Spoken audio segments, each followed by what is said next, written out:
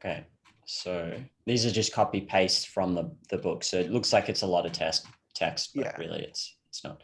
Yeah. So just out of curiosity, what have you gone through? Because I can see it's got it looks like it's either a chronological or a logical progression to his texts, and there's a lot. So I don't, It's I mean, more I know about these than okay. as much as reading them. Like I've done some courses in like some books. I've read one I read for sure was Symposium.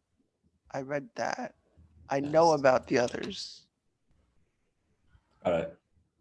Like I've Okay. thought about them, but I don't quite remember all the All right. books. I might just approach it with the early dialogues then, and I guess if you haven't read that much, you wouldn't have any thoughts on if there's different translations, the qualities of them.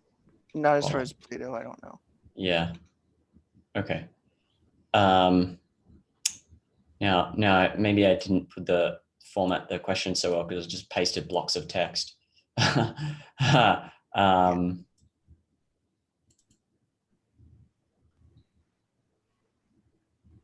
yeah. Okay. So this is where I think he visits the poets and he says, he went to the poets. So this is after the politicians, I went to the poets. Um,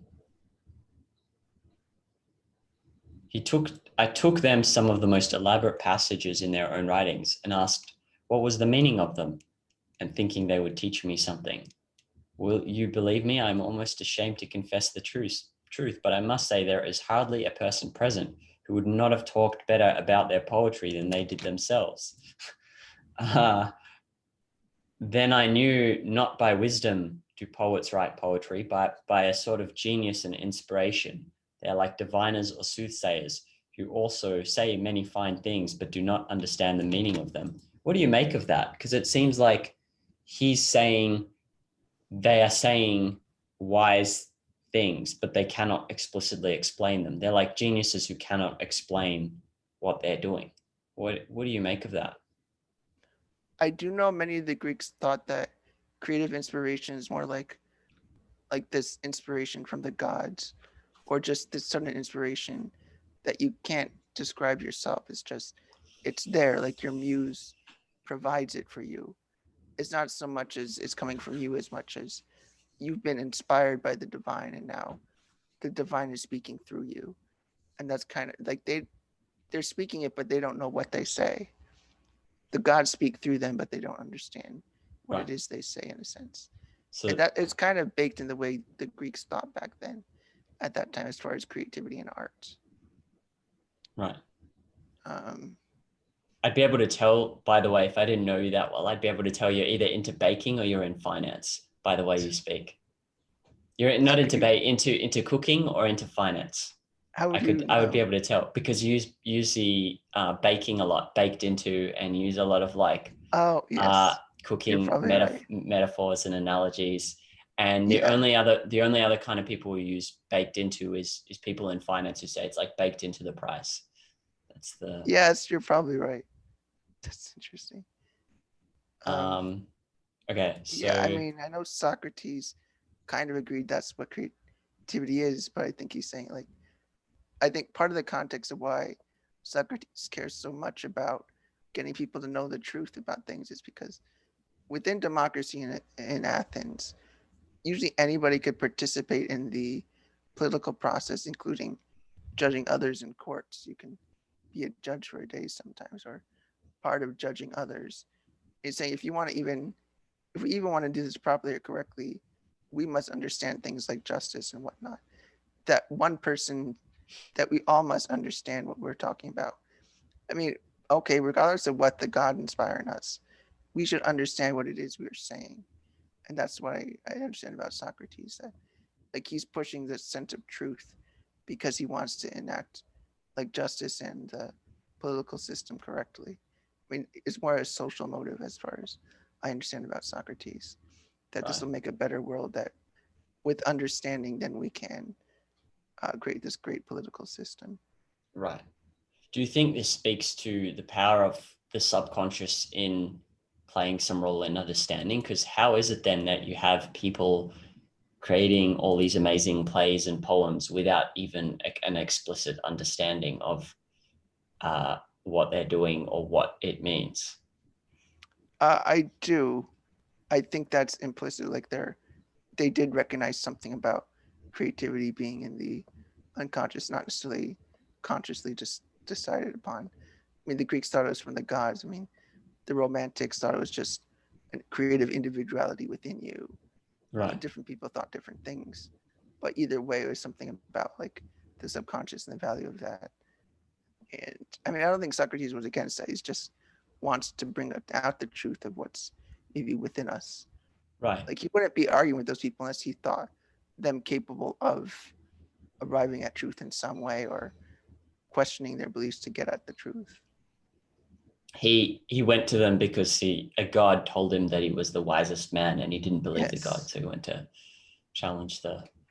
And then so Yes. he went to the artisans, and then he said they fell into the same error as the poets, and this is what I'm interested in. Because they were good workmen, they thought that they also knew all sorts of high matters, and this defect in them overshadowed their wisdom. I wonder, my interpretation on this is a modern one, but I wanted to get your thoughts. Is this, when I see high matters, I think abstract. And so it makes me think of, say, someone who really succeeded in business and then went on to explain how the world should run and, how politics should work. And like, they're obviously intelligent people, but that it doesn't necessarily translate into them understanding the abstractions of politics or morality, for example. Or Yes. anyone, say, someone who is like had a massive amount of financial success will then go on to uh, explain their view of life, which it may be that their particular view on certain things related to accumulating wealth is good, but everything else might not be. And so I sort of saw a parallel there. What are your thoughts on that? I Is think that that what you think applies he to, meant? yes, I do think that's what I meant. That when people say like, it's like, oh, he's a good businessman, therefore he'd be a good president. It's like, not necessarily doesn't mean they know all the abstractions about, politics and morality, or just because I know somebody's like Bono's a good artist for U2 doesn't mean that he's necessarily an expert on morality. I mean, his greatness in art has nothing really to do with how well he can think about morality, for example. And I Right. think a lot of people do presume that, oh, I've gotten been so successful in life that, oh, well, I must be doing something right about everything, or that my abstractions must be right. So I'll just tell other people what I do, rather than me being self-critical that they're maybe ignorant about some things too, despite their many other successes. That Right. they understand their field, but it doesn't necessarily translate to another one. Well, just going back to the poets,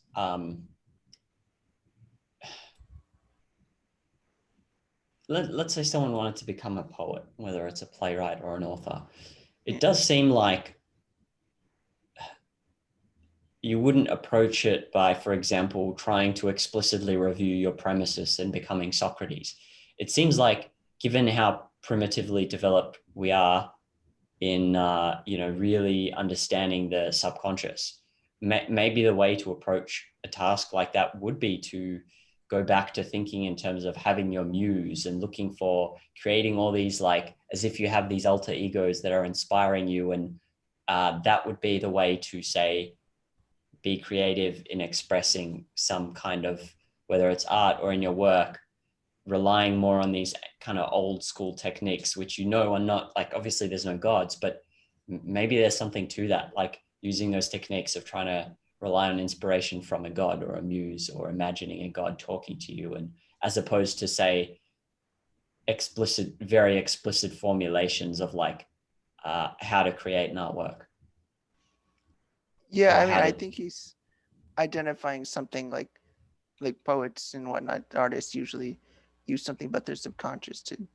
do their work. I mean, they can't just be a very didactic and very analytical way of placing everything down. It's not like every word choice in a poem is like you went through a list in your mind and compared to them to everything. It just kind of strikes you sometimes, and it's hard to say why that is. And I think as far as Socrates' way of thinking, he's not denouncing these ways of thinking as much as like, okay, whatever it is we get out of that, we should know what we're meaning. If we talk about meaning and understanding what we're saying, what we're referring to, then you should find something in it. You don't just take for granted that since you created it, therefore you understand it. I mean, Right. you might not always understand what it is you're saying because that could be like what your subconscious is. I mean, you've got the information, but it's not always clear what the information is telling you. Like in the way you have an intuition about like something feels wrong. It Yeah. doesn't mean you know what's wrong, but you have something valid in your sense and your feeling there. But if Right. we want to have understanding, we should go through like what Socrates does and really questioning our values or examining our life from there. That's how I understand him. It actually fits in with the rest of what I got from Plato, which is the world of forms and the world of, what is it? The world of forms, and what's the other one? I don't remember the other one. Yeah. So the real world, I mean, Yeah, not the the real real world, world. the world we're in, and then Yeah, the world we're in. the world that we're in, and then the world of forms. It makes Yeah, sense that even then they had the poets would receive wisdom through the gods, and then yeah, so they couldn't explain it, and so the people who would explain it would have to commune, like they got a message from the other world, but there was no explicit identification of that message, and then you need yeah, the philosopher to explain it or something. Anyway. yeah, yeah. And I think that's even what Socrates believed. It's hard to distinguish what was specifically Socrates and what was Plato, because this is not what Socrates wrote down. He never wrote down anything. Plato wrote down everything. Was Socrates wrote down nothing. Right. So that's kind of the issue. But I would say, yeah, like given all these beliefs, that's kind of where Socrates landed on, like the world of forms and whatnot. That's the way he, which I mean, of course, we'd probably say that's wrong, but that's what his thinking led him to. Like given, I guess, this way of thinking in ancient Greece, especially about inspiration and intuition. Like he even himself said, like a demon speaks through me. I mean, it's almost more metaphorical, but or I don't know if he actually heard voices, but he said like a spirit speaks through him, Right. like a muse speaks through him, and that's what he is, and that's kind of pushed his purpose in life. So even Right. he accepted some level of I'm a I'm a voice of the gods. uh okay, well, if you don't, I will skip some of these because these are more detailed Okay, questions about something in the trial. sure. um and there's stuff on idealism, but without like lots of context around Plato and Socrates, Right. it's probably not worth going over.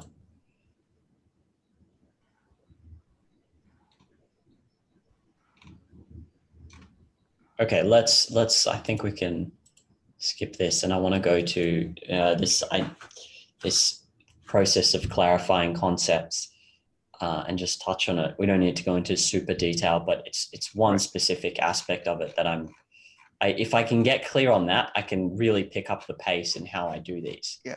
which will be cool.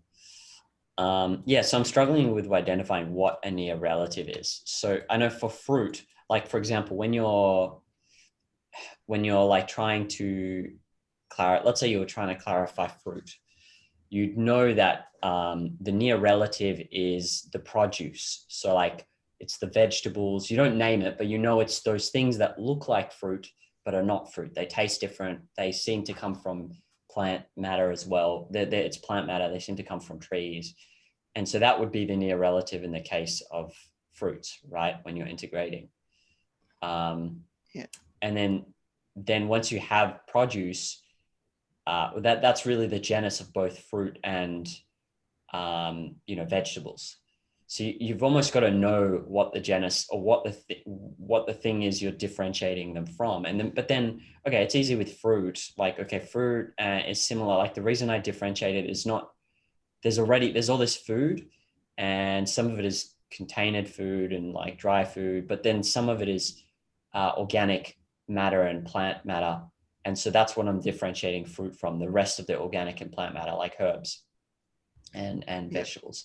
But then like when it comes to like even microphone, I don't, or similarity, like there's a lot where it's not really that clear to me what I'm differentiating from. Am I differentiating it from like what's a wider category that it's similar to but also very distinct from? I like that would be the near relative, I think, and I'm not really sure on a lot of them how to do that.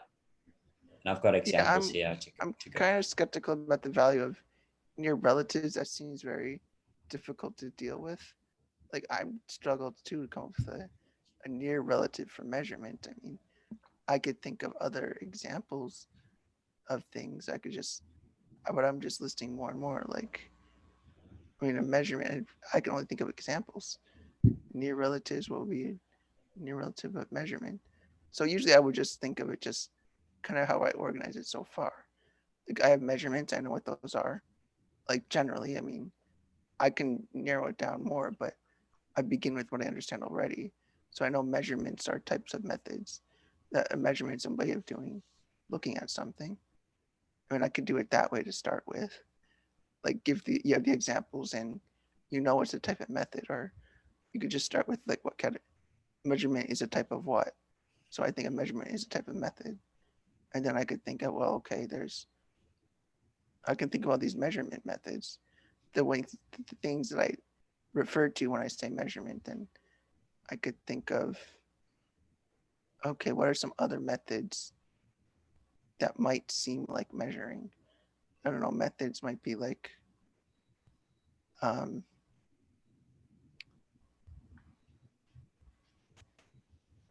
um, I don't know, what could be an example of a thing you're doing to something?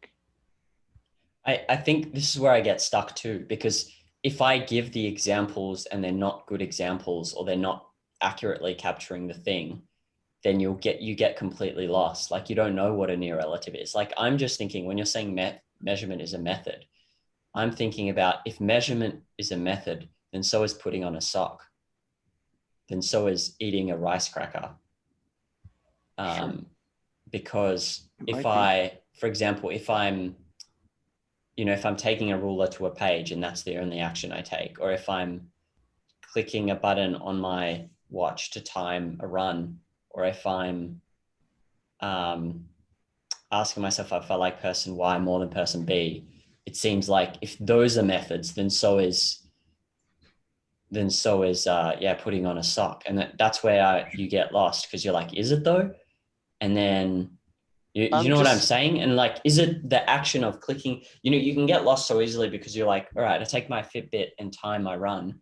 But is it the action of taking the Fitbit and timing your run that's measurement? Or is it the process going on in the Fitbit that's measurement? Like that's where once you have put those examples down, you start to get lost and like, how do you clarify this? well, that's just up to you. And what when you say measurement, what do you refer to? I mean, forget even the sentence there. Like, what are you referring to when you say that? Are you referring just to what are you referring to when you say the? I would have just used a ruler. That would have been it. Like measurement is when I take a ruler and like try work out what the length of something is. Uh, I would just because I use the words by association, and then I'd be like time my run or track my kilometers or something like that. But I didn't ever think of it in terms of measurements. So, but then is that, you know what I'm saying? Like I don't know if suddenly those concepts are like, is that the same thing or not? Because it does seem like that. Yeah. Well, I mean, you just kind of test them out in a way. I mean, if I think what are measurements, it's okay. You thought of a ruler and it fits in this way of thinking so far. Then you just pick another example. Yeah, I think on some level, I think this method takes for granted that you can find the related concepts. And I think if you can't, this method might not work. I think this method works easy for things like usually more concrete things. when we get into things like measurement or more abstract things, I think it's a bit difficult. Some concepts work easily, some not so much, partly because, well, this one you're having trouble because I think the examples you're coming up with are more limited. And I think I struggle a bit to come up with like related examples. I can only think of exact examples, which isn't going to help my thinking. So far from this, I can only get that measurement is a type of method, but I mean, I I guess it's a matter of what I'm trying to clarify to myself. Like, why did I even ask this question anyway? What is measurement? Like I Well, can think of things, but I feel pretty clear on what measurement is.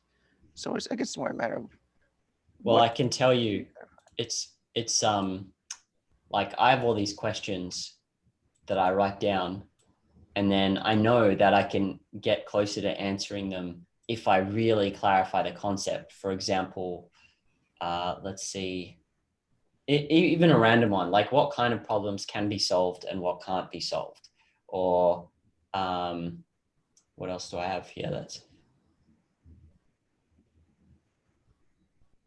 um, what is a question and what is its relationship to knowledge? Is there anything more to thinking than asking questions? Like, I mean, my questions go on infinity, ad infinitum or whatever. But the thing is if I clarify the concept in detail, I don't have that. I don't have that anymore because I'm suddenly identifying which questions are good and which are not way more easily. Like, remember when I asked myself, how do I know that I understand this? It turned into what is the method by which I validate this specific thing? And then you have progress. Whereas if you're not very clear on the concept, and not all of them, because you can't study, like obviously it's impossible.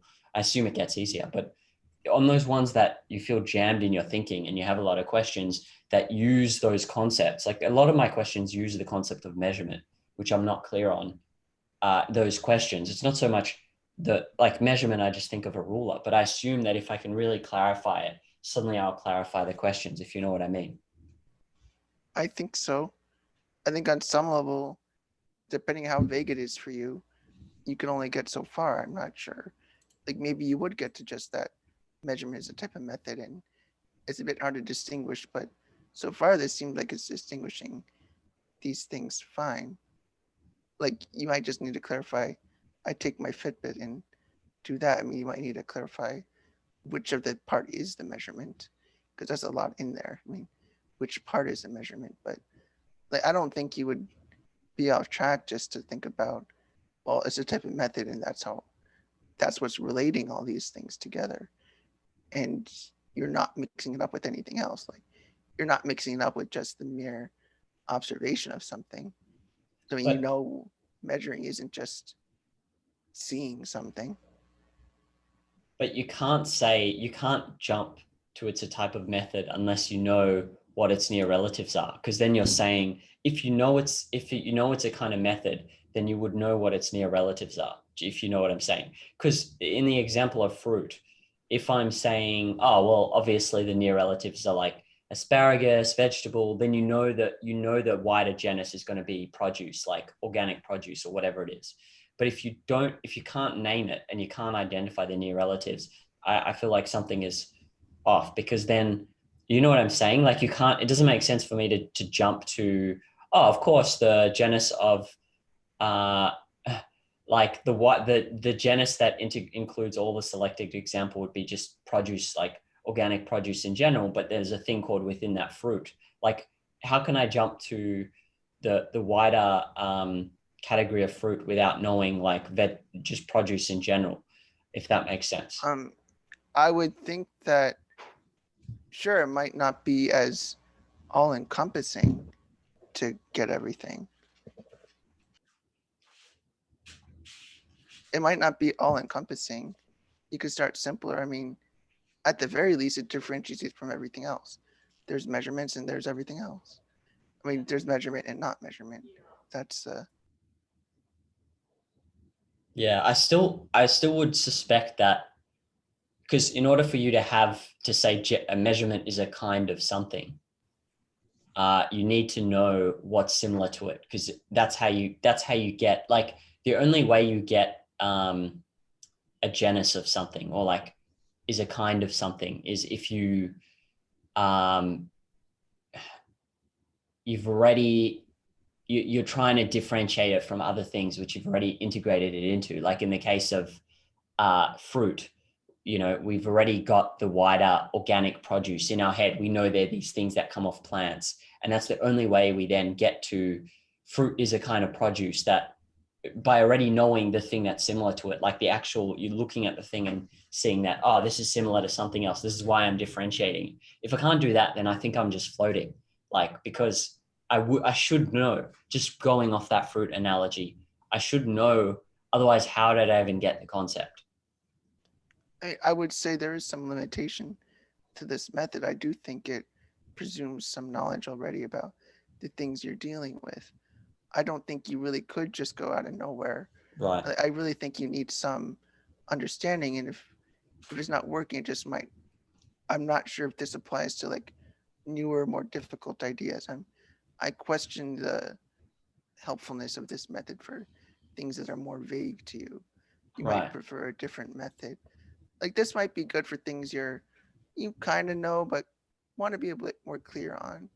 Like I have a pretty good sense of a good amount of knowledge about like cognition, emotion, and all that from my previous knowledge, and that's what I use already to then I could use that and work with my conceptual organization over time and improve it. But I think if I were starting fresh in like undergrad and never took a course on cognition, I might not be able to use this method because it's just too vague.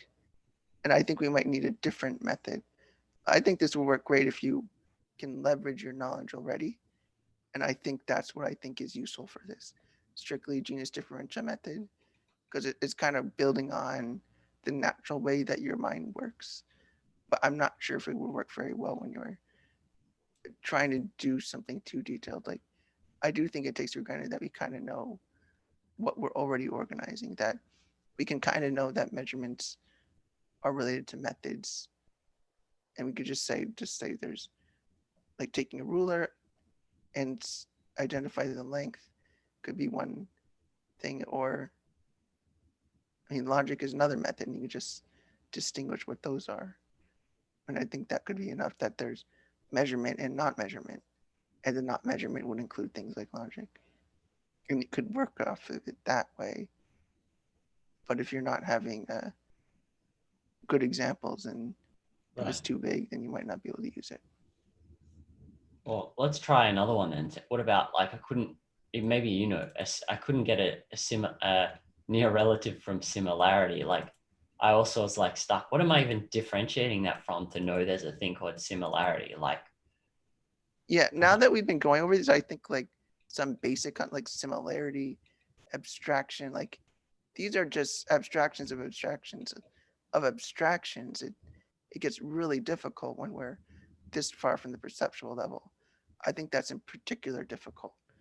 Like if we're trying to differentiate all these things about, like we've got many layers here beyond just like a narrow thing. Like we're really trying to see what is the nature of similarity, which it seems very complicated and many multifaceted and so many things as compared to something like, oh, you want to see your conceptual organization of a more basic concept like, I don't know, like what is knowledge? I mean, that's, well, maybe even that's too vague.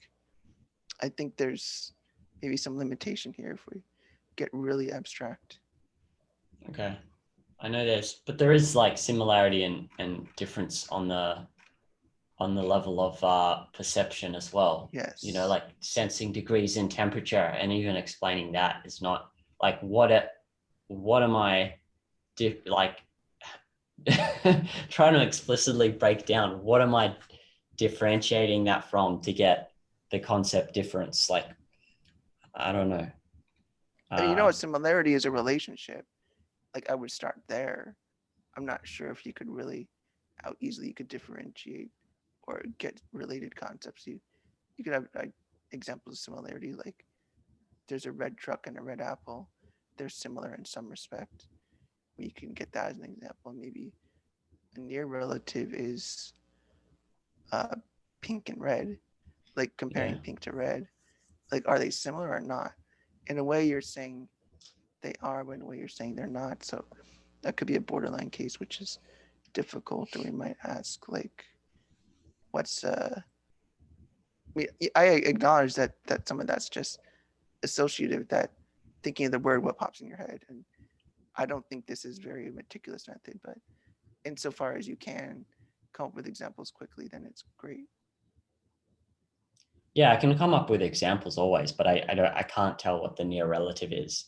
I find that extremely difficult. Like, but then it would make sense that there must be a near relative because you're differentiating it from something else in order to even get the concept in the first place. But maybe this is what the reason it's so difficult is this is what Rand went through originally when she even came up with the theory of measurement emission. Like that's what you have to do, right? You have to work out, okay, so I'm noticing differences. Like where does that come? Where does that come from? How am I coming up with that concept? Like that's the process she went through. So yeah, I guess maybe that's difficult. Yeah, So I mean, on some level, it's okay just to come up with an example and just a non-example, just as distinct as they might seem to you. If you're not getting a near relative, just do the next closest thing. Like, I guess you could say that measuring isn't that far from logic, or measuring isn't that far from, I don't know, reasoning. Say, so you just work off that. Just you say, what's the similarity between all these examples of measurements you came up with, and how is it different than logic? I think it's easier just to do that than not worry about this near relative thing. Like the nearer you can get, maybe the better, but don't fret too much if you can't get near enough. right. I mean, you'll notice, I think, if it's not distinct enough or if you need better examples, but you're probably not going to struggle if you're saying, well, here's examples of measurement. Here's like maybe an example of logic. How are these related? How is it different? And how are these things, or all these things related as a method? I think that could be good enough sometimes as a I starting point. Yeah, maybe you're right. Maybe it doesn't have to be that near. Um, I was curious though, because like I can see, yeah, if you can start to do this quickly and it becomes a method you really get the hang of, then I can see how useful it is. Because like even opposite, I was wondering, is that purely like when we say opposite things are opposite, are we sometimes using that word metaphorically and sometimes are we using sometimes are we Yeah. using it figuratively or sometimes are we using it and sometimes are we using it literally? And is the literal example only a geometric relationship? Because I feel like if you're aware of that, which I'm not, I just use them like cold opposite from hot, night opposite from day, awake opposite from asleep. But there may be things I'm conceptually missing if I conceptualize everything like that. Like, does that mean then truth is the opposite of falsehood? Does that mean being is the opposite of non-being? Because you're stuck in this metaphorical way of thinking because you haven't thought about it. Like that, clarifying things like that, I can see why, because then you change the questions you ask too, and you don't think about things the same way. I mean, I think Uh, most opposites are metaphors. I think yeah, when I you didn't phrase know it that that. way. I didn't know that. Like I I would just didn't think think of of it either until you said that. It's like, well, yeah, I think it usually is metaphorical. Hot and cold, like they're not but one doesn't contradict the other. I mean, they're not opposites per se. They're just metaphorically distinct in ways that are just opposite ends of a measurement spectrum. I mean, that doesn't seem much of an opposite. It's just more metaphorical.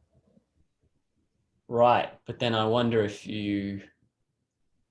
yeah, I mean, if you think that way, then I wonder like where you can get stuck in your thinking or miss certain details. Like, well, I think maybe being as the opposite of non-being could be, everyone will tell you it is. Um, Right. Choosing one path, that you've got two paths as a fundamental choice. And I asked my friend, are they opposite paths? And she's like, well, no, they're not. They're not. Like you've got two paths, but they could be along the same line, but veering off. And I'm like, but then there's two alternatives there, and death and non-death is an alternative. So why is death and non-death opposite? And Yeah. we were, Yeah. but the You can point, conceptualize it. Oh, go ahead. yeah. But anyway, like I was just the reason I got into this is because like, well, if I'm not clear on like, if I can get clear on this, and obviously, you know, I'm not saying you have to sit here all day and constant, like that doesn't make sense. But I assume once you get better at this and quicker, like, I don't know, maybe it opens your thinking in new ways. Because what if you are conceptualizing as things literally as opposite when you're only, the concept is only a figurative one in that context. Yeah, I mean, sometimes people use both. Like you could have opposite light and dark or opposites, which is kind of vague. It's not exactly clear what that is, but you could say hot and cold as opposites can make sense. And like you just spread your temperatures out. One end is high and one end is low. You describe low as cold, describe high as hot. And they're opposites in the sense that they're on the very distinct ends of a spectrum. You could say, oh, one end, one pole and another pole. Right. I mean, that's a very literal way of having opposite, and that could be a way of talking about it. But metaphor is a difficult thing to take into account. I mean, that's something I wish Rand discussed a lot more. Like, what are the natures of metaphors in our thinking? Because I think they have a huge impact. It's not meaningless to say that um, that say snakes are untrustworthy, or snakes you can use as a metaphor for untrustworthiness. I mean, clearly snakes have nothing about them that's untrustworthy, but why does that metaphor seem to help thinking? Because I think the metaphor, Dennett has something about metaphors in his Yeah, book about how it helps thinking. I just think it's yeah, simply, there are similarities, but they're not necessarily essential similarities, but sometimes they're right. still important similarities. For example, a snake is dangerous. A Yes, snake is sneaky. You don't know if it's creeping up on you or not. And so it expands your thinking in that way because you might start looking for things that you otherwise didn't look for. But so they're useful, but my issue is that they're useful if you know it's a metaphor. But if you're using it right.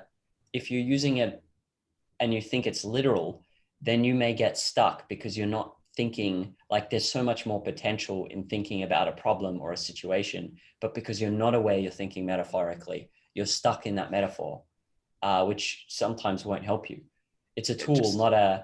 a world on its own, The something like Nietzsche that. paper I suggest you has a lot to do with that. I mean, Nietzsche Okay. thinks a lot of the meaning of concepts comes down to metaphor and stories or slash lies we tell ourselves, but that we should embrace this is what we do and use that as our way of thinking and embrace it and be artistic and blah blah blah. But a big part of his thinking is that concepts and your way of thinking have a lot to do with metaphors. That's where meaning comes from.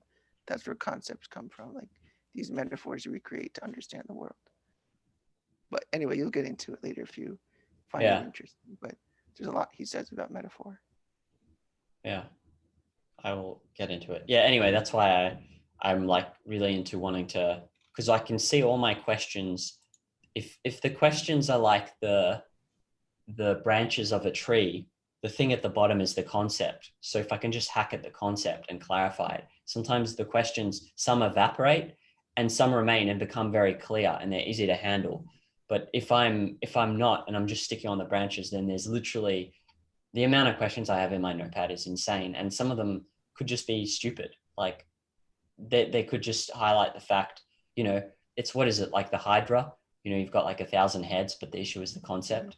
And so you just ask 1,000 questions, but man, you're not going to answer those questions until you're not going to, you can cut out like 90% of them if you just clarify the concept. So that's the motivation basically. Yes, I think so too. But I'm stuck at the moment on what I showed you. Like I'm stuck with near relatives. I'm like, yeah, anyway, I'm trying to find a way to do it better. Yeah, I would say don't fret about near relatives for now, unless you somehow get um, something that comes to you. I think part of the reason this works well for me generally is I like to do crossword puzzles and things like that. So I'm used to coming up with related concepts. I mean, that's just part of the process of doing a crossword. The ideas just come to you quickly sometimes. You don't really look for it. It just kind of appears. And it's really mysterious, but that seems to be just, I'm used to thinking that way. Not just from these things, but just word puzzles. Right. Games and reinforcing a certain way of thinking by like Right. practicing something. Right. And I think that's the limit of this method. It's a very creative word association sort of thing. It's valid and useful, but if it has its limits. Well, I'm going to keep trying, and I'm hoping Right. that I can get something that will give me traction and where I don't need to spend, because I can already see, like, before it might take me like 3 or 4 hours to understand one thing, but now I'm like, oh, I'm getting closer within, like, 30 minutes. I'm not there, like I'm missing a lot of Yeah. pieces, but and Yeah. then who knows how quickly you could do it later. So Yeah. cool. I do you want to get into Death Compass? Yeah. We've got time. We got like 15 minutes. So we're Sweet. good. Yeah, I read it the second time, and then I took all these notes trying to work out, like, oh no, I read it as I was reading it. I was taking all these notes. Okay, 3rd of Yeah. December, 11:03. So you Uh-huh. received a call on the 4th at 11:03, and I'm like, the editor declared in 3 columns. I kept seeing all these threes in the text, Yeah. and wondered if that's like a clue or. But then and that's why I was confused at the end. It was called a little before 1 p.m., 12:57. And then the name is like, I think I got this, and the 33rd dissertation of the philology, and I didn't see the connection at the end between all these threes. It just seemed. And then Yeah. you said right and wrong ways of thinking. The only one I could work out is what I got here, which is I've got a Yeah. I think that's kind of where the problem is in his thinking. Let me find the story. I've got it What here as was well in highlights. I just wanted to show you that my notes what on was the file called? The PDF called? Death Compass, but I'll just share my screen mine, because I've got, unless we can refer. I don't know if we're going to need to refer to this, so I will. One sec. Let me share screen my version. Here it is. I got it.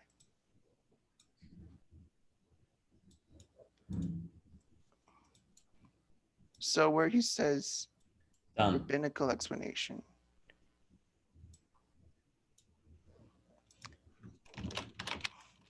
Yeah, here. Yeah. So part of the problem is just saying that whether something's interesting has anything to do with the truth of the matter. Like he's trying to make some argument like if it's not interesting, then don't investigate it. There's nothing special. There's nothing there. But he's saying that even if reality is that way, because yeah, I just said what I. He said you will apply that reality hasn't the slightest need of interest to be of interest. Yeah, and I just said that, and I'll answer you that reality may avoid the obligation to be interesting, as in yeah, reality doesn't really care, but that hypothesis may not. That the hypothesize to come up with his ways of thinking about reality, he's suggesting it must be interesting. That for whatever reason, being interesting leads you better to the truth. And it's not very clear on what he means, but he's just going by more these, well, this is an interesting theory. It's boring to say it's just a burglary gone wrong. That's boring. We don't need to hypothesize that. I mean, sure, reality doesn't care, but if we're going to hypothesize, we should think about these more interesting cases, which is almost arbitrary because like there's no evidence per se that these are better. You're just saying go by interest, not by truth or anything like that. Like I don't know if that's a good way to investigate. Like oh, that's interesting. Let's go with that. Think about that.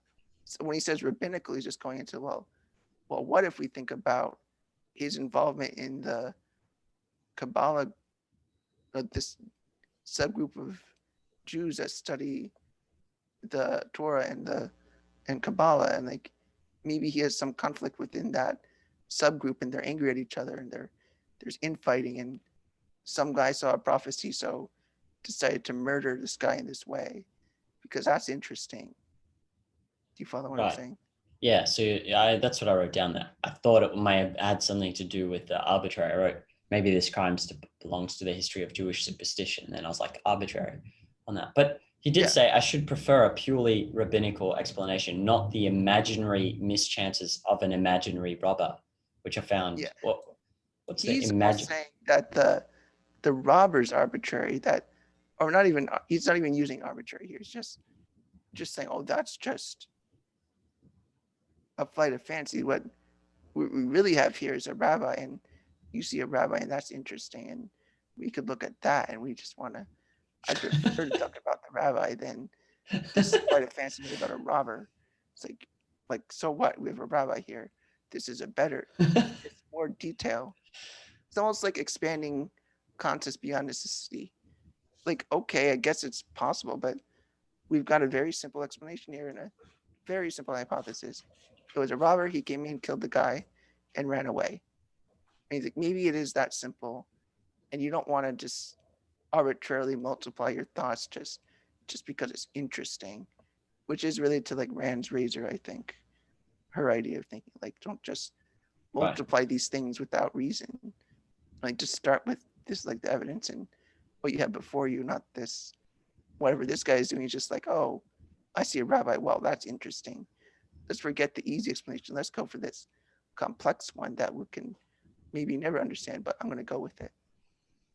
What do you think his take on chances as well? Because he seems to be saying, so reality doesn't need to be interesting, but a hypothesis does. And then he says, in the hypothesis that the commissioner postulated, chance intervenes largely. So he's what's your take on his view of this chance intervening largely, whereas he's looking for something that's almost certain? I think there's some validity to that things don't happen merely randomly, that there's always a cause somewhere. If we analyze it well enough, we could figure out why it was that it happened this way. But he's taking that almost to a different level, just to say that if I can't come up with a good explanation or an interesting one or a complex one, then I'm just saying it's by chance. It's like he's thinking like, oh, you're just saying it was you rolled the dice and it landed on 6 and that's all that happened, because you're not, because it seems almost by chance that some guy happened to come in and murder this guy out of nowhere, out of just mere the either probability of being the wrong place at the wrong time. And he's almost accusing the commissioners like that's stupid. It's random, but he's almost discounting what we ourselves can be uncertain about. He's discounting that, yeah, maybe it seems random to you, but you didn't analyze it yet. You didn't go into the details. You don't know anything about the robber yet. I mean, maybe the robber really was, there's something interesting about him. You just don't know yet. I mean, we're not specifying the details. All you know so far is just like he died and there's something and we could investigate. You don't need to um, go automatically assuming, well, that's simple, therefore you're saying it's random. It's like he's not saying it's random. He's just saying that this is the best explanation we've got for now. What do you think, that the commissioner is more statistical and in his thinking, and Lonrot or whatever his Probably. name is more causal? Is that a distinction? It's hard to say because, yes, Lonrot is saying that, yeah, everything has a cause. He's right. But just because everything has a cause doesn't mean like the cause has to be this really complex thing, or that what seems to be random chances actually has a cause. We just don't know what it is yet. I mean, probability is fine if you're like, well, I don't know. It could be any of these. I don't know. I don't know how to calculate the velocity of the dice and the angle hits the table and the things like that. Like you can't really calculate that. It's not saying it randomly went on 6, because when you say random, you mean like there is no way I could have calculated it myself. It was caused, but I can't calculate it. Yeah. And it seems, yeah, I mean, I think Lonrot is overestimating uncertainty, that, or he's underappreciating uncertainty. What makes Lonra's perspective arbitrary and the commissioner's not? Like, why is the commissioner's assumption that someone stole one? I didn't get that tetrarch thing. I don't know what the hell that is. That someone stole the tetrarch and then killed him. What makes that It's not just some book. arbitrary? Yeah, what makes I would, that not arbitrary, and Lonros like, aren't they both arbitrary? Like, what is the I think basis? to some extent they both are. To some extent, probably. I mean, I would say Lonrot's doing the worst thing. The Which commissioner is isn't as bad. Like trying to say it's got to be the interesting thing merely because it's interesting. Like I'm looking at the interesting, and that's really what captivates me. The commissioner is saying, well, he's just doing a less wild theory. It's like, oh, he must have stole the picture. I mean, in a way, they both can have some validity to their theory, but we don't want to argue like, oh, it's interesting, or, well, this is a simple explanation. Well, look at the evidence first to see what you have, go through what you see, things like that. Neither of them are doing that. They're just going off the rails like, well, I think it's this and I think it's that. It's like they didn't look at the evidence yet. And they're already saying what they think it could be. They didn't even look at, oh, he's dead here, or the blood's here, or something. The book was stolen. Like, well, where did he die? How did he die? What position was he dead? Was he near the door? Was he on his bed when he died? I mean, those are probably relevant questions. Right. And they didn't even ask that yet. They just went straight into their theory. Right. Okay. What do you know? What inspired this story? By the way, was he making fun of some kind of people in philosophy or something? I would bet at some level he was, but I don't think he ever said whether he was. Oh, That would be. okay. I would want to find that out actually, because he makes references to philosophers all the time. Like he referenced Spinoza Right. in this one. Yeah, I read that I was looking up some people's comments on him on forums, people complaining they don't know what he's talking about, and then someone mentioned something about that he does write a lot in reference to certain philosophies. So you need that context.